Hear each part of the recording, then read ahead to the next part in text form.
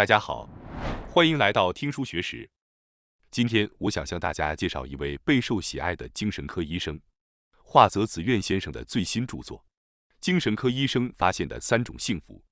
问及是否想要变得幸福，多数人会回答是，但当问及对于你而言，幸福究竟是什么时，你是否能清晰地回答得上呢？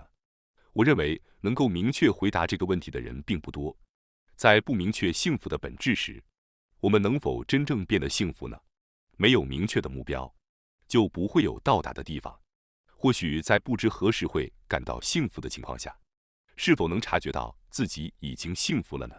根据幸福的定义，你甚至可能已经是幸福的。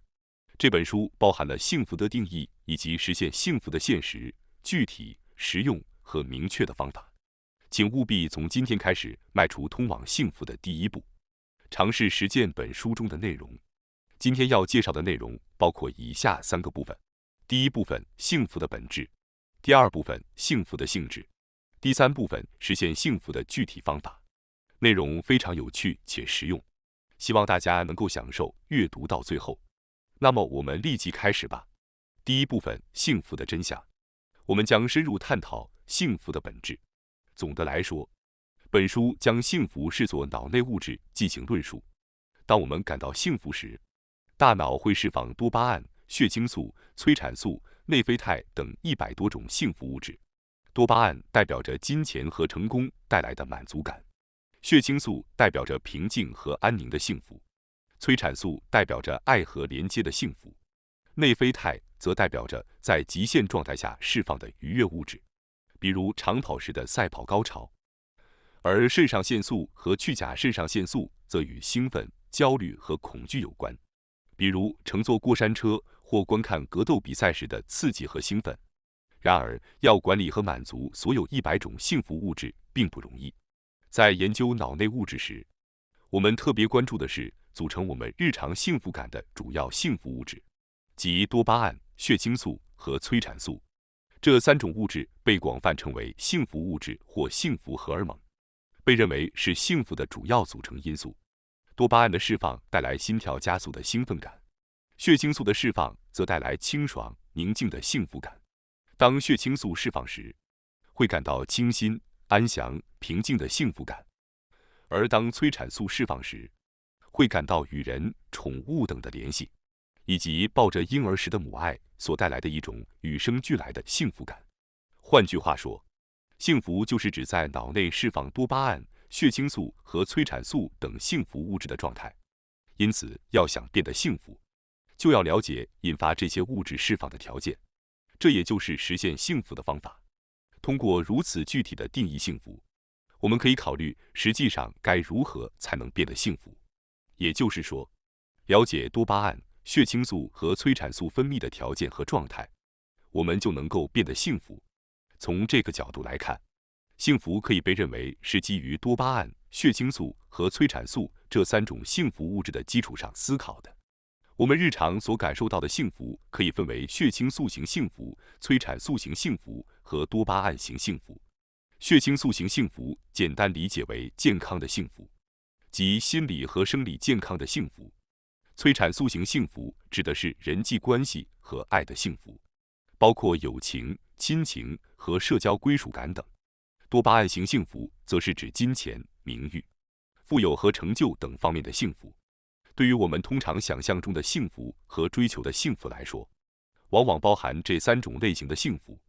那么，如何组合这些幸福才能让我们真正感到幸福呢？当然，如果一个人在各个方面都得到了满足，那么他就是幸福的。然而，拥有这3种幸福的人却十分稀少。为什么呢？因为要获得这3种幸福，必须有正确的优先顺序。而大多数人之所以无法达到幸福，正是因为他们设定了错误的优先次序。如果要给出一个答案，那就是先是血清素型幸福，然后是催产素型幸福，最后是多巴胺型幸福。只有按照这个顺序，才有可能真正实现幸福。如果顺序错了，可能不仅无法实现幸福，反而会陷入极度的不幸之中。在这里需要特别注意的是，多巴胺型幸福应该排在最后。为什么呢？因为如果我们将血清素型幸福放在次要位置，而过度追求多巴胺型幸福，那么可能会增加患精神疾病或出现新的健康问题的风险。将血清素型幸福置于次要位置，为了追求多巴胺型幸福，就是在牺牲自己的健康来追求成功。这种做法可能会导致身心俱疲，无法带来真正的幸福，反而增加不幸的可能性。将血清素型幸福放在首位，优先考虑健康的人，最终会获得真正的成功和幸福。此外，催产素型幸福也应该优先于多巴胺型幸福。我们可以想象一下每天加班的工作狂，他们很难抽出时间和家人一起共进晚餐。如果再加上对家庭成员的疏忽，可能会导致婚姻不幸福，甚至离婚。孩子可能会拒绝上学或躲在家里不出门，甚至可能走上犯罪的道路。无论在工作上多么成功，如果妻子离开了自己，孩子不喜欢自己，那就无法称之为真正的幸福。换句话说，在关系和成功之间，关系应该是首要考虑的，成功则是其次。催产素型幸福应该排在前面，多巴胺型幸福则应该排在后面。现在我们已经满足了血清素型幸福和催产素型幸福，才准备好追求多巴胺型幸福了。记住这个关键点。接下来让我们来看第二部分，幸福的性质。我们之前详细讨论了3种幸福，现在让我们从另一个角度来看待幸福的性质和特点。幸福有4个意外的性质。第一个性质，幸福存在于此处，既是存在的幸福，也是行动的幸福。第二个性质，幸福不是结果，而是过程。第三个性质，幸福是一个会减退的状态，包括减少的幸福和不减的幸福。第4个性质，幸福是一种相乘的结果，通过这种方式获得所有形式的幸福。让我们逐一详细了解这4个性质。第一个性质，幸福在于当下既是存在的幸福，也是行动的幸福。血清素型幸福和催产素型幸福就存在于此刻的幸福感中。如果要说的话，可以说是存在的幸福。这就是当我们早晨起床，出门看到蓝天，感觉清新愉悦时，我们感受到的血清素型幸福。当我们早晨醒来，看到身边的爱人为我们做早餐，感受到幸福时，我们经历的就是催产素型幸福。尽管我们已经享受到了早餐，但我们可能会视之为理所当然，忽略了对这份恩惠的感激。在意识层面上，即使我们已经得到了血清素型幸福和催产素型幸福，也就是所谓的存在型幸福，但我们可能并没有意识到这一点。大多数人往往是在失去了这些幸福之后，才会意识到过去一直拥有着存在的幸福。然而，这时已经为时已晚。与此相反，多巴胺型幸福则是通过行动和努力所获得的结果，可以说是行动的幸福。如果不采取任何行动，就无法获得多巴胺的幸福。许多人说他们想变得富有，但当问及他们为了这个目标正在做些什么时，他们却回答说什么都没做。然而，不采取行动就不可能获得财富。相反，采取行动越多，就会获得与自己付出相匹配的多巴胺型幸福。因此，不采取行动实际上是一种损失。第二个性质，幸福的本质在于过程，而不在于结果。许多人可能会认为，通过不断的努力和奋斗，最终会获得幸福作为奖励。然而，从脑科学的角度来看，将幸福视为结果是完全错误的。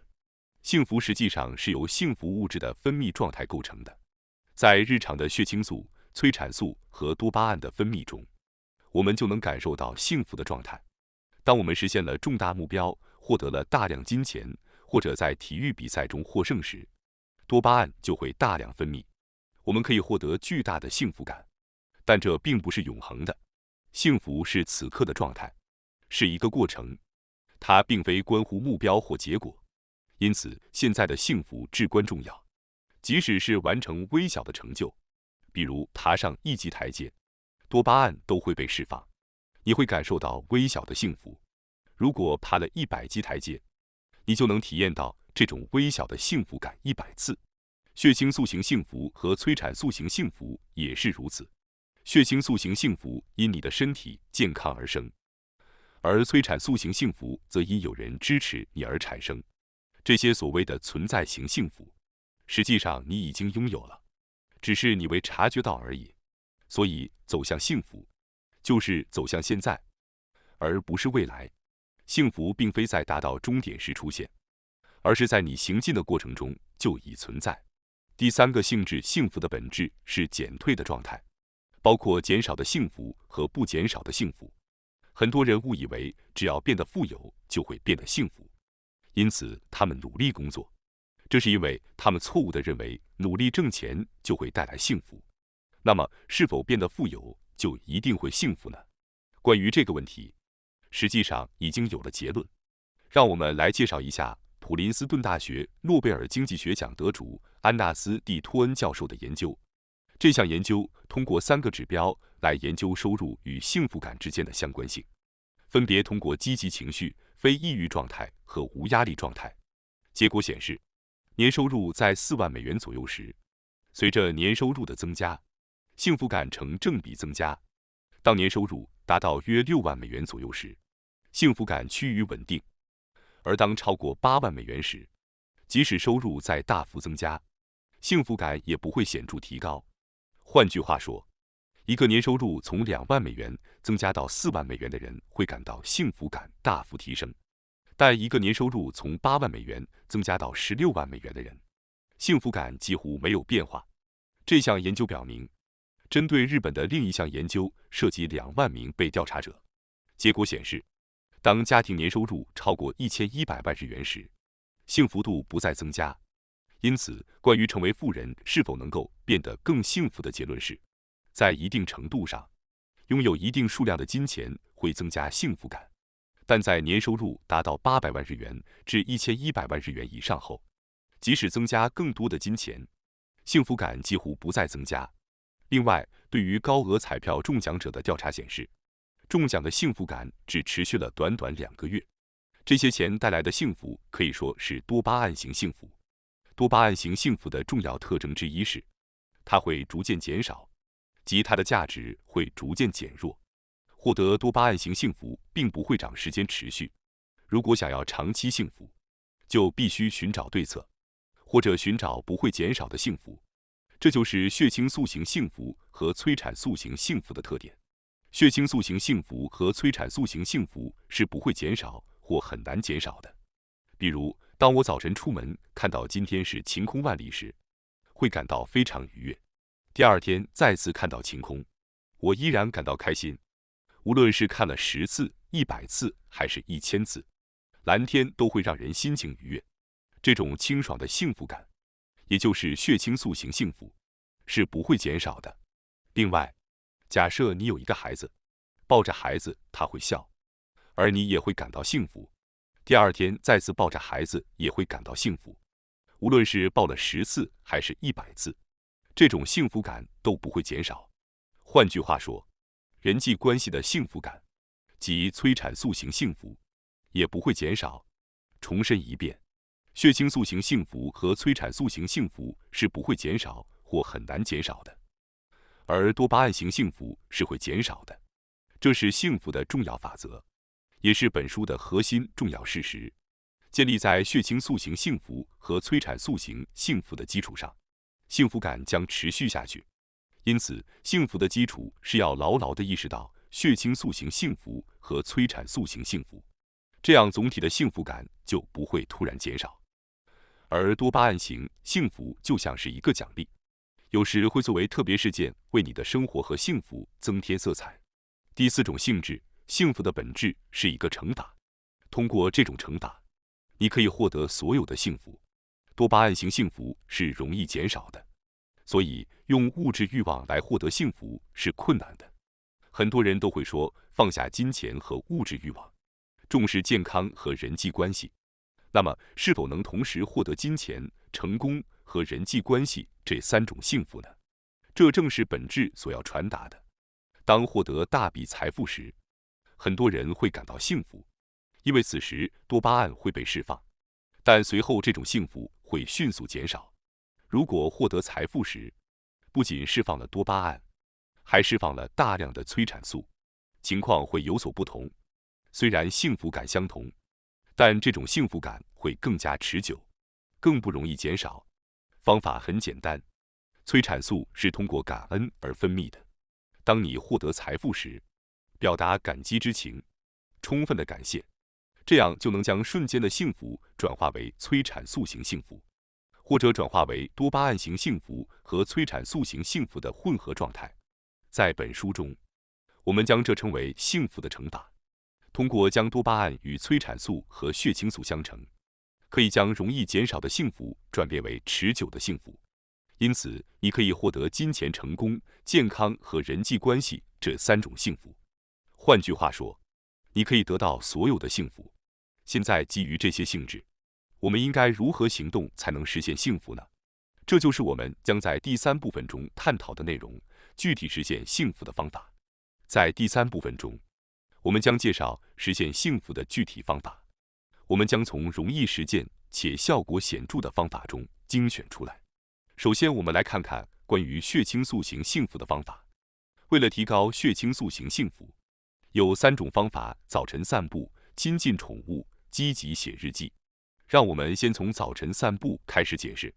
关于血清素的分泌方法，我之前也介绍过散步，其中晨间散步被认为是最有效的方法。晨间散步是指在起床后的1小时内进行15到30分钟的步行，步行的速度要稍快，保持有节奏的行走是关键。通过暴露于晨光中和进行节奏性运动，可以激活血清素神经，使人感到清爽愉悦，从而开启美好的一天。在散步后，咀嚼充分的早餐也会增强咀嚼效果，进一步激活血清素。这样做不仅有助于更有效地重置生物钟，也更加有益。接下来是微小幸福的输出。当你意识到这是一个清新的早晨，或者当你感受到周围绿树葱茏时，要积极地进行输出。例如，你可以记录下这些感受，写下1、2行的日记。输出就是记忆的强化，记忆会随着输出的增加而变得更加牢固。积极的体验应该被积极的输出，可以是书面记录，也可以是口头表达。如果没有时间写日记，口头表达也是可以的。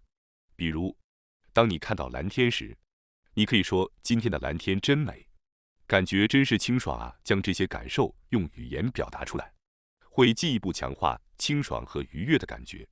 这就是输出的效果。人类大脑在不受注意时是不会将信息储存起来的，只有当你用言语表达出来时，大脑才会努力收集更多的血清素型信号。最后，虽然一天中会遇到许多困难的时刻，但也总会发生愉快的事情。通过关注这些愉快的事情，你的一天就会变得更加光彩夺目。在睡前回想3件愉快的事情，对于能够做到这一点的人来说，那一天就是充满快乐和幸福的一天。许多人认为通过行动和努力可以改变生活并获得幸福，但这是错误的。即使在一天中有9件愉快的事情和1件困难的事情，但只能专注于那1件困难的人，永远也无法感受到幸福。幸福的方法就是专注于愉快的事情，忽略那些困难和痛苦的事情。为了培养这种能力，我建议你尝试写积极日记。写积极日记的方法非常简单，在睡前的15分钟内，写下今天经历的3件愉快的事情即可。最初并不需要写得很长，每件事情只需要写1行即可。在写完积极日记后，躺在床上回想一天中最愉快的事情，带着快乐的心情入睡，让这种积极的形象伴随你入梦。这种方法在积极心理学研究中也得到了认可，是一种非常有效的途径。我建议你尝试一下。这些方法有助于提升血清素水平和增进人际幸福，包括晨间散步、口头表达幸福以及积极日记。接下来，我们来看看如何获得催产素型幸福。我将介绍3种方法，第1种是亲密接触，第2种是善良和感恩，第3种不要早期退休。首先，让我们从亲密接触开始。你可能听说过催产素被称为爱情荷尔蒙。亲密接触包括与伴侣的互动、与子女的交流、给宠物抚摸、按摩等，这些都是释放催产素的预疗行为。最简单的释放催产素的方法是通过亲密接触，请记住这一点。此外，即使没有亲密接触，通过眼神交流、对话等心灵上的交流，也可以释放催产素。与朋友和同伴建立心灵相通的交流，保持丰富的人际关系和情感，这是非常重要的。接下来是善良和感恩的表达。当一个人对他人进行善意的行为时，不论是受到善意行为的人还是行善者，都会释放催产素。除了善意行为外，感恩、他者贡献、志愿活动等多种行为也会释放催产素。给予别人帮助是一件非常好的事情。最后是不要早期退休。近年来，早期退休越来越流行，但作者坚称，如果想要防止孤独、保持健康并长寿，就不应该轻易退休。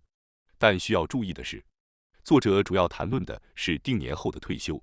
辞去工作后，与人交往和交流的机会大大减少，交往频率和交流量的减少也会减少对大脑的刺激。退休后，记忆力会下降25%，认知症的风险也会大大增加。研究表明，60岁后继续工作的人，每年认知症的风险会下降3.2%。终身活跃工作对预防认知症非常有效。当然，如果有爱好，也可以防止孤独。所以，退休也不是绝对不可以。有了爱好，就会有爱好的伙伴，可以一起聊天、交流信息，享受生活的乐趣，预防认知症。我觉得这些观点同样适用于早期退休的人群。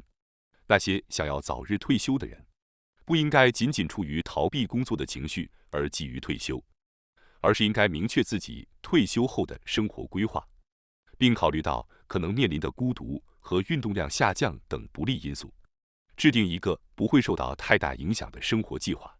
很多人觉得工作压力很大，但我们必须认识到，适度的压力和人际关系对于生活是必不可少的。最后，让我们来谈谈如何获得多巴胺型幸福。多巴胺是一种非常复杂的物质，与多巴胺的相处是人生成功与失败的关键，也是是否能够幸福的关键。接下来，我将介绍2个获得多巴胺型幸福的关键点。第一个关键点是限制，第2个关键点是走出舒适区。让我们先来了解什么是制限。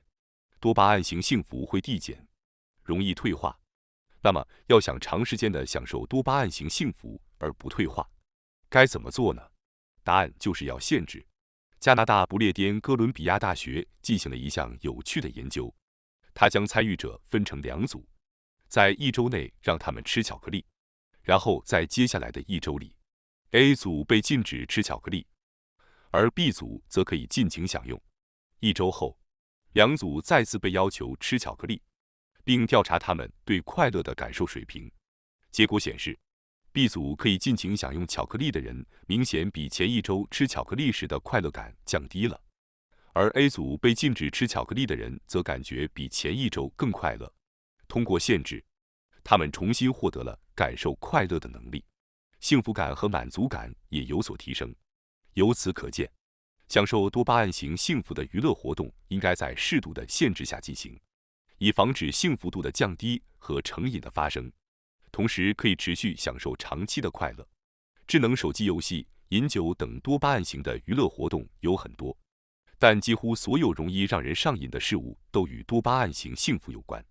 因此，最好适度限制与之交往，以防止多巴胺水平下降，从而更好地享受这些活动。同时，限制还可以增加对这些活动的享受程度。接下来是走出舒适区。所谓舒适区，指的是我们平时活动的领域、常去的地方以及与之相处的人。在这个区域里，生活会让我们感到安心，自己原先无法做到的事情，才能实现自我成长。如果不离开舒适区，自我成长就是不可能的。当提出尝试新事物时，往往会有人担心失败，害怕受伤，或者询问失败后的处理方法。然而，失败并不是问题。多巴胺是在我们设定目标并为之努力时分泌的。即使未能实现目标，多巴胺仍会被释放，而研究表明，幸福度也会提升。由于尝试挑战会让我们获得多巴胺型幸福，因此不挑战自己是绝对不可取的。让我们结合这些方法，构建幸福的生活方式吧。您觉得如何呢？这本书不仅包含了关于幸福的不同观念，还提供了许多实用的幸福方法。祝愿大家都能走上幸福的人生之路。感谢大家收看今天的节目。如果你喜欢我们分享的内容，记得点赞、订阅并开启小铃铛通知，第一时间获取我们的更新。在下次的节目中，我们将继续为大家分享更多有益的书籍。再次感谢大家的支持，我们下期再见。